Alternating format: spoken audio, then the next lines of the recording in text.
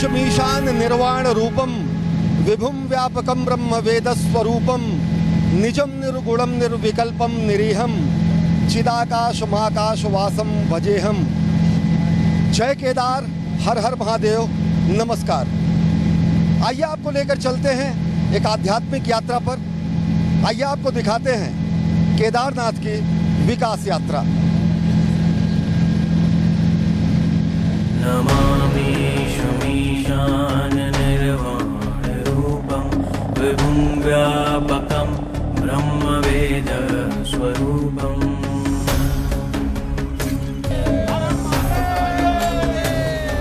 निजं निर्गुणं निर्विकल्पं निरीहं चिदाकाशमाकाशवासं भजेऽहम्। केदारनाथ धाम यानी सनातन संस्कृति का दिव्य सनातन धाम। केदारनाथ धाम जहां पर भगवान देवाधिदेव महादेव साक्षात स्वयंभू रूप में विद्यमान है। आइए आपको लेकर चलते हैं केदारनाथ धाम की यात्रा पर। आइए आपको दिखाते हैं केदारनाथ धाम की विकास यात्रा।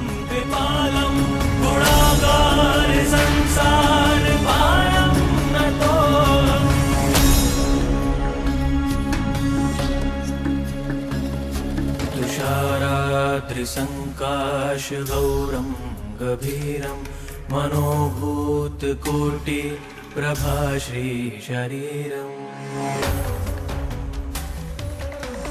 मैं आदि पुरुष निर्भयता का वरदान लिए आया भूपर, पै पीकर सब मरते आए, मैं अमर हुआ लो विष पीकर। भय से व्याकुल फिर दुनिया ने आरंभ किया मेरा पूजन, मैं नर नारायण नीलकंठ बन गया तो इसमें क्या विस्मय। सुनेत्रं विशालं प्रसन्नाननं नीलकंठं दयालम्।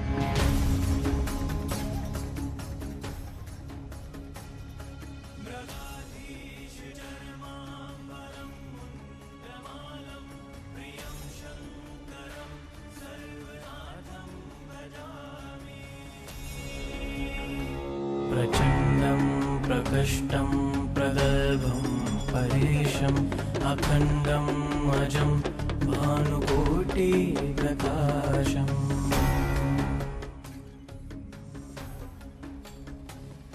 त्रयशूलनिर्मूलनं शूलपाणिं भजेऽहं भवानी पतिं भावगम्यम्।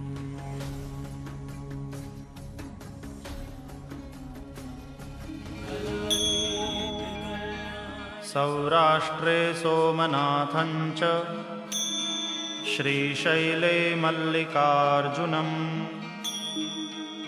उज्जयिन्यां महाकालम् ओङ्कारममलेश्वरम्।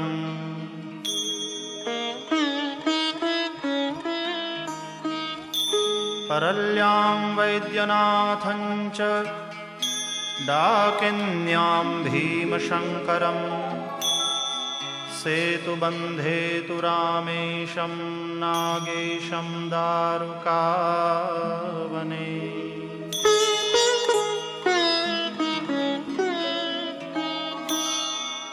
वाराणस्यां तु विश्वेशं त्र्यम्बकं गौतमीतटे। हिमालये तु केदारं धुष्मेशं च शिवालये।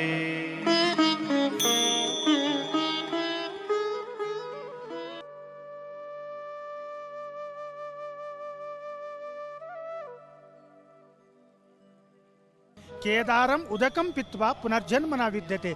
जो केदारनाथ में आके जो उदक जो पा लेता है, उदक पीने से उनको क्या होता है, मोक्ष प्राप्त हो जाते हैं।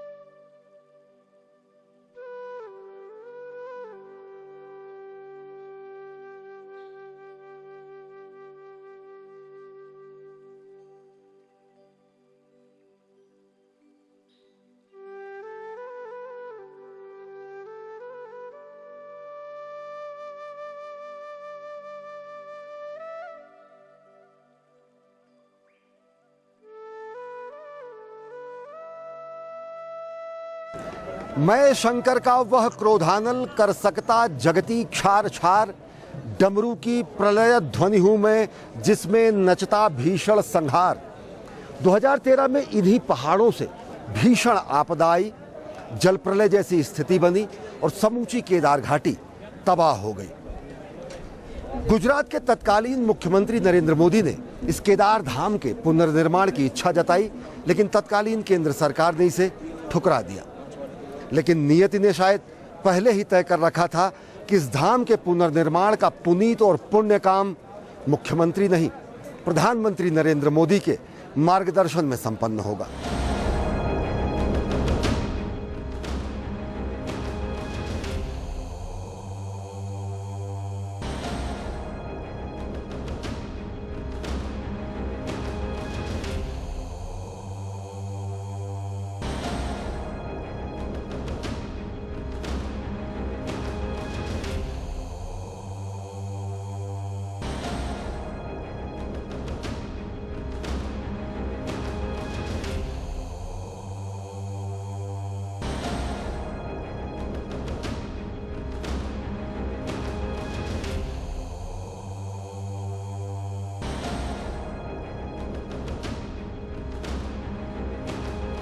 यहाँ तो जल ही जल है।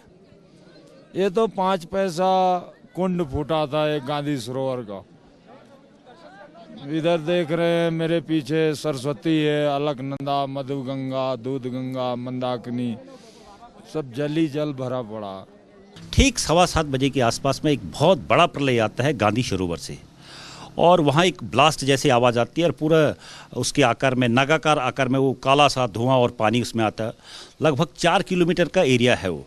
तो उस एरिया को 4 किलोमीटर का एरिया प्लस मंदिर से आगे जो केदारनाथपुरी थी, केदारनाथपुरी को पूरा उसने जो है हज़ारों लोगों की तो इसमें जान गई और करोड़ों का उसमें नुकसान हुआ है। और वो मंजर ऐसा था कि इसको मैं अगर एक्सप्लेन करूं तो मुझे हिम्मत नहीं आ रही कि मैं कैसे इसको एक्सप्लेन करूं, इतना भयानक मंजर था। तो मेरे खुद के परिवार के उसमें 8 लोग हताहत हो गए थे।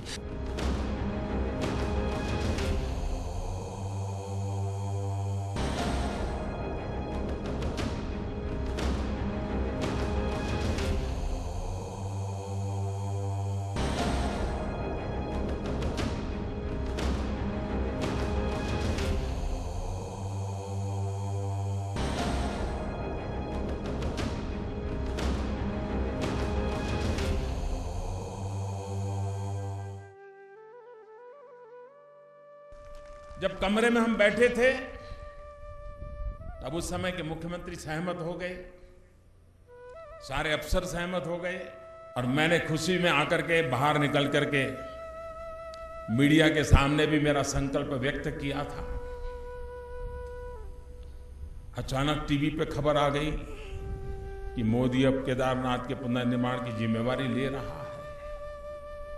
तो पता नहीं दिल्ली में तूफान मच गया।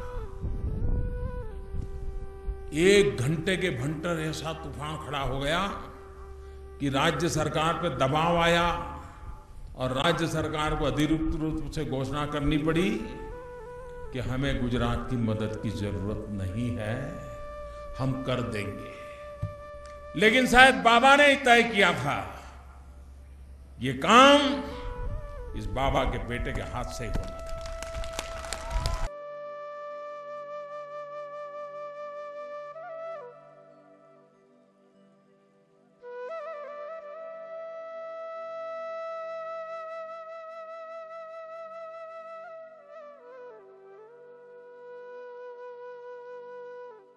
दो 2013 में जब एक बहुत बड़ी प्राकृतिक आपदा आई, उस आपदा के बाद प्रधानमंत्री जी गुजरात के मुख्यमंत्री होने के नाते यहाँ आना चाहते थे, लेकिन यहाँ आने की अनुमति नहीं मिली। उन्होंने उस समय भी कहा था कि हम गुजरात यदि इस सारे विषय को हमें सौंपा जाए तो हम कर सकते हैं, लेकिन भगवान को तो कुछ और मंजूर था, भोलेनाथ को। उन्होंने कहा मुख्यमंत्री रहते हुए आप दर्शन इस रूप में नहीं आ पाए तो आप देखना, तो प्रधानमंत्री के रूप में आएंगे।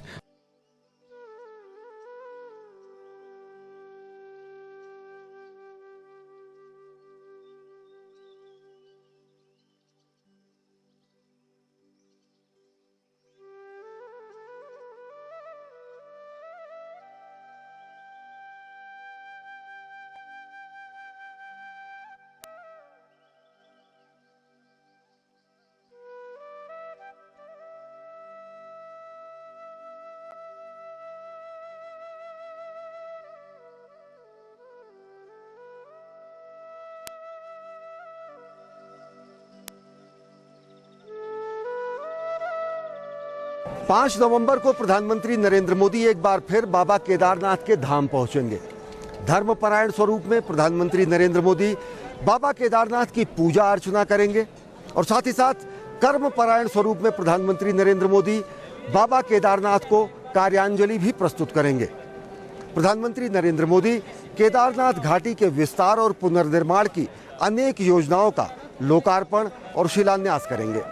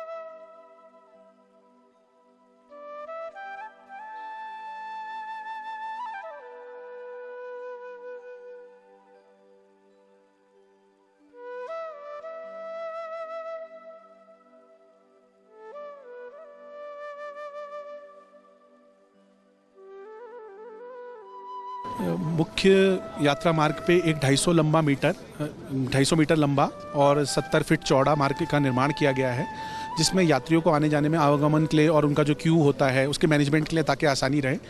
और इस में अलग अलग प्लेटफॉर्म्स बनाए गए हैं और अलग अलग सीढ़ियां हैं। टोटल 23 प्लेटफॉर्म्स का निर्माण किया गया है और इसके एंड पे एक अराइवल प्लाजा है जहां से मंदिर का पूरा दर्शन आता है।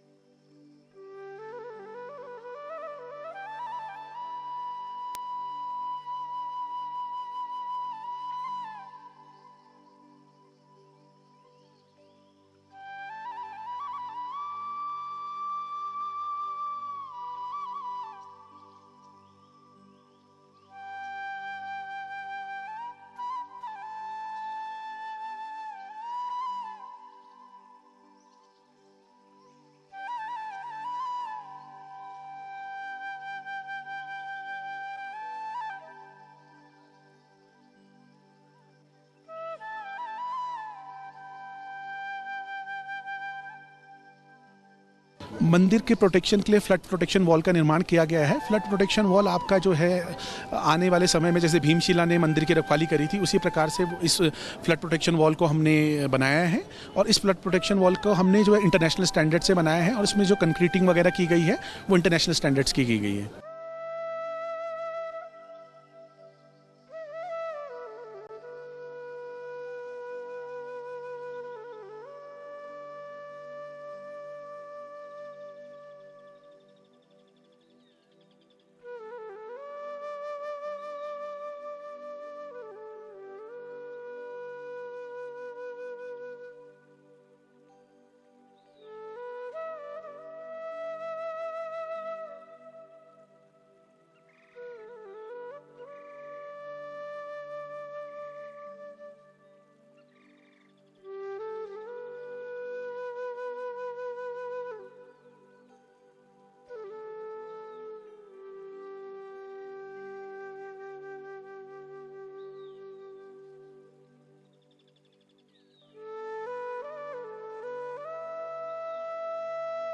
– 2013 की भीषण आपदा में आदि गुरु शंकराचार्य की समाधि पूरी तरीके से विलीन हो गई थी, जो यहीं पर स्थित थी। ठीक उसी स्थान पर आदि गुरु शंकराचार्य की समाधि को पुनः से निर्मित किया जा रहा है और यहाँ पर आदि गुरु शंकराचार्य की प्रतिमा भी स्थापित की जा रही है, जिसका लोकार्पण प्रधानमंत्री नरेंद्र मोदी करेंगे।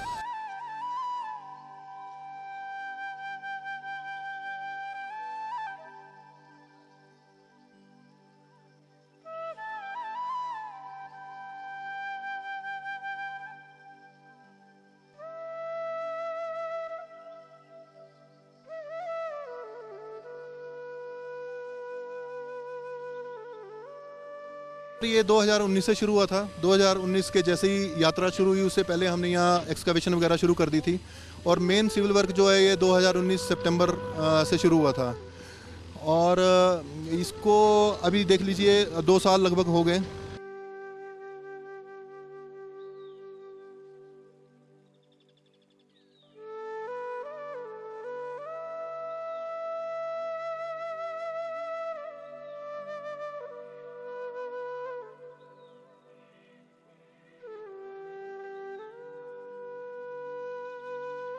शंकराचार्य आने वाले दिनों में शंकराचार्य समाधि केदारनाथ में एक मुख्य आकर्षण स्थल होगा और शंकराचार्य समाधि जो है नॉर्थ और साउथ को कनेक्ट करेगा और शंकराचार्य जी की समाधि जो 8वीं शताब्दी में यहाँ पे मंदिर का निर्माण उनके द्वारा किया गया था, उनकी यहाँ पे समाधि जहाँ पे उनको 32 वर्ष की आयु में उनको समाधि मिली थी, तो उसके अराउंड हम लोग शिव उद्यान का डेवलपमेंट पूरा करेंगे और समाधि वो अब रेडी हो चुकी है बनके और माननीय प्रधानमंत्री जी हमारा उसका आके उद्घाटन भी करेंगे।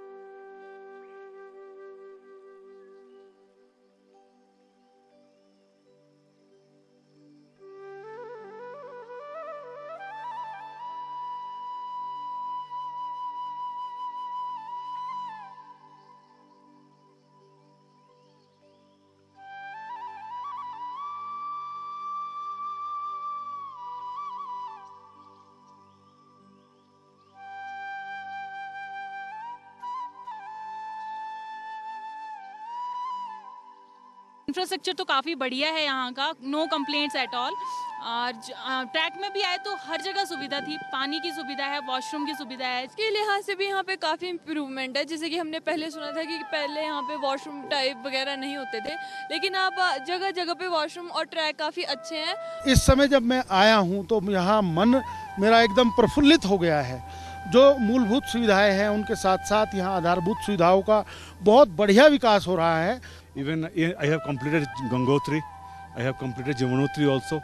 The road, the infrastructure which is going, it's more than the expectation.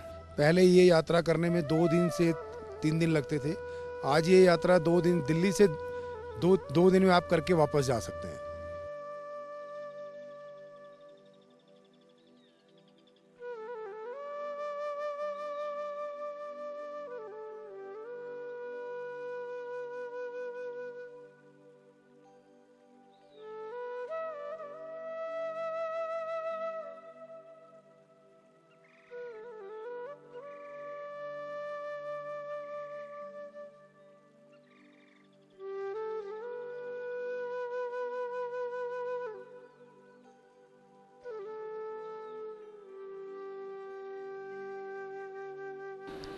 भगवान केदारनाथ के प्रति लोगों की अगाध श्रद्धा है तो प्रधानमंत्री नरेंद्र मोदी के प्रति लोगों का अटूट प्रेम भी।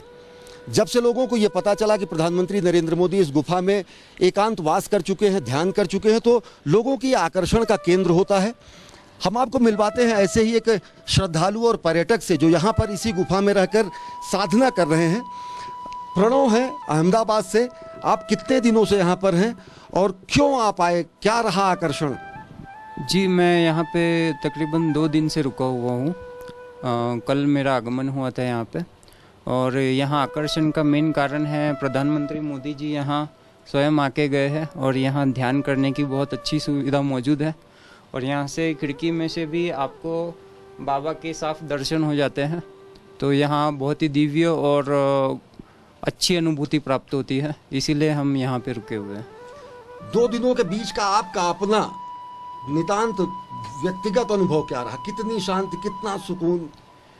जी, यहाँ पे ऐसा है कि आप शहर में रहते हैं तो भागदौड़ बनी रहती है, लेकिन यहाँ पे आपको एक अच्छा एकांतवास मिल जाता है। ध्यान, मेडिटेशन, साधना करने के लिए अच्छा अनुभव प्राप्त होता है। प्रकृति की गोद में यहाँ पे एक अकेली गुफा बनाई हुई है, तो काफ़ी अच्छा अनुभव प्राप्त होता है। लोग यहाँ पर आ रहे हैं और एकांतवास कर रहे हैं, साधना कर रहे हैं, चिंतन मनन कर रहे हैं और साथ ही साथ एक नई ऊर्जा लेकर जा रहे हैं राष्ट्र निर्माण के लिए, अपने दायित्व की पूर्ति के लिए। कुछ और श्रद्धालु हमारे साथ यहाँ पर हैं जो पर्यटक के रूप में आए हैं। आप लोग यहाँ ये जानकर कि ये मोदी जी यहाँ रहे, चलते हुए आए, कितना दुर्गम है ये रास्ता? ये काफ़ी दुर्गम है, बट फिर भी यहाँ थोड़ा सा रास्ता है, बनाया गया है। बाकी फिर भी यहाँ लोग आने में थोड़ी कठिनाई होती है, बट यहाँ की सारी थकान एकदम से उतर जाती है। और जो मोदी जी यहाँ बैठते हैं तो वो लोगों को ये हमारे धर्म के प्रति, राष्ट्र के मतलब राष्ट्र को हमारे धर्म के प्रति प्रेरित करते हैं, जो कि एक अध्यात्म से हमें जोड़ता है। और वही मोदी जी की भक्ति हमें शायद यहाँ लेकर आई और हमें बहुत अच्छा लग रहा है। आपकी अनुभूति क्या है यहाँ पहुँचकर? अनुभूति बहुत ही अच्छी है। मतलब मेरा तो मन ये था कि केदारनाथ के दर्शन करूँगा और मोदी जी के गुफा के दर्शन करूँगा, और हमें आधा पौन घंटा हो गया हम ऊपर चढ़ते हुए आए और हमने मोदी जी की गुफा के साक्षात दर्शन किए। पता चला मोदी जी 2-3 दिन बाद यहाँ पे आ रहे हैं, तो हमें ये अनुभूति हो रही है कि मोदी जी ने यहाँ पे टाइम गुजारा होगा और हम उस दृश्य को देख के अनुभूत हो चुके हैं। हम आप लोगों को देख के भी काफ़ी प्रसन्नता हुई कि हमें आप जैसे लोग यहाँ मिले, जो कि इस माध्यम से ये बता पा रहे हैं कि हमारा धर्म कितना ऊंचा है और मोदी जी क्यों यहाँ बैठते हैं और वो क्या चाहते हैं हमारे देश के लिए, राष्ट्र निर्माण के लिए। हमारा देश अध्यात्म की ओर चलकर अधर्म का साथ ना दे, अधर्म का विनाश करे, धर्म की जय करता जाए, धर्म के साथ मिलकर धर्म को बढ़ाए। तो जो पहला व्यक्ति है नरेंद्र मोदी, वो हमारे देश में अध्यात्म की शुरुआत कर रहे हैं, तो सभी जनता शुरुआत करेगी तो धर्म की स्थापना होगी दोबारा। प्रधानमंत्री नरेंद्र मोदी के प्रति इतना अटूट प्रेम ये दर्शाता है कि लोग उनकी संकल्प शक्ति और राष्ट्र निर्माण शक्ति में अटूट आस्था रखते हैं।